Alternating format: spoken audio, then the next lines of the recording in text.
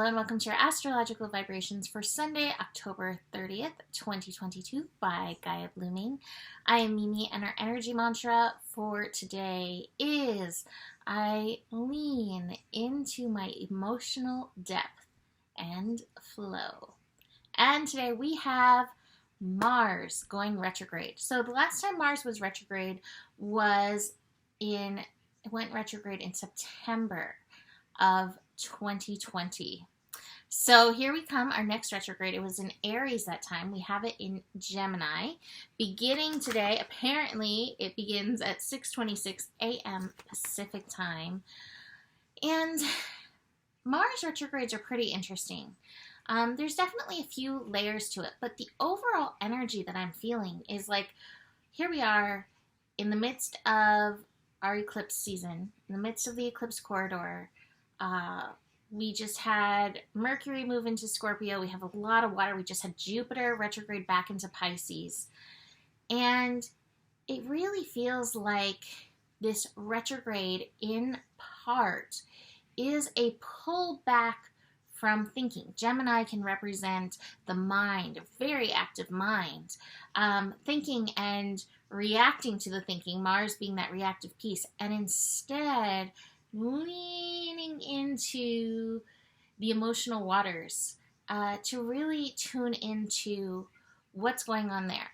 So I find that a lot of times when Venus or Mars goes retrograde and kind of takes a back seat, one of the other one steps up. So when Venus goes retrograde, we may find ourselves a little bit more active, right? Although that Venus energy can really call us into that underworld when she goes retrograde, right? Mars retrograde feels less active. It definitely feels like leaning back. Now, I have to show you. Speaking of leaning back, I have the laziness card, and it's in reverse. But the message that I got from this as soon as I saw it is like, sometimes we'll call leaning back, relaxing, being a little less proactive. We call that laziness. And from my experience of living and watching others live and the challenges of living, I don't actually believe that anybody is inherently lazy. Yes, there are some who are more prone to relaxation. And yet even that I don't think is laziness. I think that there's a reason. Like how cats need to sleep 18 hours a day, I think a lot of times they're doing a lot more than we think they are. And so this is a call to lean back, settle in as much as possible, to work on stilling the mind and not being so mentally reactive, maybe being a little bit more contemplative. Work on being a little bit more conscious, working on bringing awareness, being mindful instead of mindless, right? Mindful in our thoughts and in our actions during this transit. So how long is this going to be? Well, this is going to last, the retrograde is going to last until January 12th. Of 2023, and Mars, which moved into Gemini back in the end of August 20th, Joe's birthday, and will last until March. I forget what date in March, but like March is when Mars will finally move out of Gemini. So this is definitely a long transit of shifting our energy around our mind and the reactions to our mind. So let's just break it down a little bit. So Gemini, representing the mental energy, the mind energy, in the sign, or with the planet Mars, action, passion, aggression, frustrations. Mars can be war energy, but what it really is, I think Mars really is that desire that pulls us and the reactions to desire, whether it's like the passion of attaining the desire or the frustrations of not getting there or the anger of not being able to attain your desires. So even pulling that into your contemplation over these next several months could be very powerful for you. Now, it's interesting because Mars is a co-ruler of Scorpio. So we obviously have a bunch of Scorpio right now. Mercury just moved into Scorpio, bringing our mental energy again around the contemplation of desire and power being in the sign of Scorpio. The sun is in Scorpio, Venus is in Scorpio, Mars's counterpoint is in Scorpio right now. And so this energy is really powerful. And I think we can all generate so much awareness if we allow ourselves to settle back in. Now, I also think that this overall transit, the whole expanse of Mars and Gemini, is a transit of change. I don't feel like the changes are necessarily going to be coming with this Mars retrograde. I really feel like when Mars does go direct, I think a bunch of things that have been like really slow, like kind of creeping on in our life, may actually boomerang forward at that time, or rebound forward at that time. But now is a really good time to get things in place for that, to do the behind the scenes work for that. Your energy may be a little lower initially, but it probably, I always feel like, our energy dips a little bit sometimes when we go into these retrogrades. Mars especially, you just might find yourself a little bit slower. And it also depends how Mars-centric you are. If you have strong Aries or Scorpio, or Mars in specific places like your first house, you may feel this energy a little bit more strongly and really feel that pullback. But I think all of us are going to feel that pullback. And again, it's meant to help us boomerang eventually. But this is the season of dipping into our emotions, bringing that consciousness to emotional states. And as we do this work, these shifts will be happening internally, which will help us when we boomerang forward. So beautiful energy. The top of the cards that I have is the postponement card. So it may really keep on like creeping in. I do advise, look where Gemini is in your chart, and you may understand, okay, like I'm having some changes in my consciousness patterns, or I'm having changes in my relationship moving through, and you can add that to your like contemplation. But chances are what's coming up for you is where you want to dig in for this energy. So for yesterday, I did mention Mercury shifted into Gemini. Not Gemini, sorry. I am all over the place with my words. Mercury moved into Scorpio. And I do feel like that is going to help us in this quest of understanding consciousness. The beauty of Mercury in Scorpio is it's willing to go to those deep, dark places, but we can get so many ahas by our willingness just to look at those things. Be willing to look at what feels uncomfortable in you.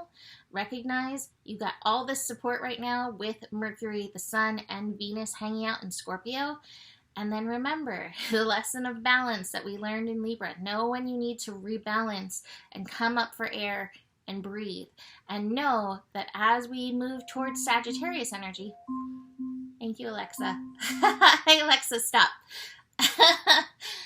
She's agreeing with me. As we move towards Sagittarius, that's really where the alchemy process happens, I believe, in the place where we go into the pit of Scorpio, where we can phoenix and find the light and higher perspective in Sagittarius. So beautiful energies that we are working with right now.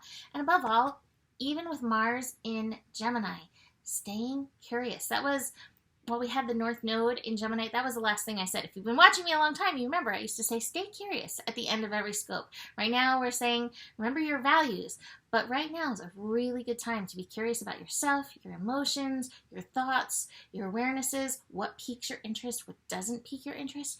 Be so curious because you can learn so much through this transit. Now, besides this retrograde that we have going on, we do have the moon in Capricorn now, taking us to that place of responsibility, connecting to Uranus and Neptune. Interesting connections today that we have. We may find ourselves mentally, emotionally a little stirred up, but I think things have been stirring already. So in this energy, Moon in Capricorn, trine Uranus. Uranus in Taurus energy. Again, just kind of going back to my laziness card that I have. You know, Capricorn and Taurus both have this, like, I have to show up, I have to do things kind of mentality at times. Taurus can get really into production mode based on their worth. Like, I have to produce, I have to bring these things forward. Capricorn's like, I have to show up, I have to save the world. And so this is a call to notice where you are trying to take on so much responsibility outside of yourself and where you can practice that art of responsibility. And it may trigger you a little bit, but again, here's this call to lean back where you can and recognize it again, not as laziness, but as necessary process in your ultimate unfolding. Sleep's an important thing. Rest is an important thing. And I will double down on this too as we build. I have a hair on my nose that keeps distracting me. There we go. As we build to the second eclipse, we're just a little bit over a week out now. The electrical energies are going to really start stirring as Mercury builds into an opposition with Uranus that happens with that eclipse. So taking your time now to settle in is also going to help your nervous system when that energy hits, which is big energy. Moon and Neptune, reminding you that part of your responsibility, again, is to your spiritual process, and that does require the time of tuning in. A lot of times it takes us sitting, settling our energy so that we can bring through the messages. Like when I sat here, I was like, oh, I don't know what I'm going to talk about with Mars retrograde. I really have not had a chance to even contemplate it. And so I had to get quiet and still my energy so the messages could come through, and this super sealed it, that card right there. So take that time, because I think that's another thing about this Mars retrograde in Gemini. Listen. Make sure that you're listening at least as much as you are putting out there. That's part of the Gemini energy, is communication. And one half of communication is the listening piece. So taking extra time, making an extra point to actually listen in this energy. So besides this, I also have the past lives card going on. So we've been talking about this with Jupiter retrograde in Pisces, all kinds of layers. I've definitely had people pop up back up in my life. I have somebody who's offering and like, hey, I think you were this person in this lifetime, which is interesting. And even if I wasn't, I know when these things come up, there's usually something for me. So it's not necessarily being like, yes, I was this, but it's like, all right, what is the lesson that I'm getting for somebody to bring this to my attention right now? So really paying attention to these karmic repeating cycles, these patterns, these energies that are coming up. This is all about that awareness. And what is it setting us up for? The Fool card. Moving forward on a new path, but the Fool is like, all right, I'm curious, I'm open, I'm listening, I'm ready to learn. So be ready to learn in and through this. And check your mind. And check that mental energy and hold that space of mindfulness and awareness to help you move through this. So that is it for today. Don't you love my little patty plant? I don't move my little cushion that I sit on. This plant is like, I need props. So I'm taking my plant props. Plant wanted to wave to you as well. So thank you, plant. You can book a reading with me. Email me, mimiclark@gmail.com. If you ever email me and don't get a response, sometimes emails go into weird places. So you can always try again, or always try on Messenger or whatever. So check me out for that. Besides that, the better it gets, the better it gets. There's more than enough love in the world for you. You have the power, and honor your values. Namaste.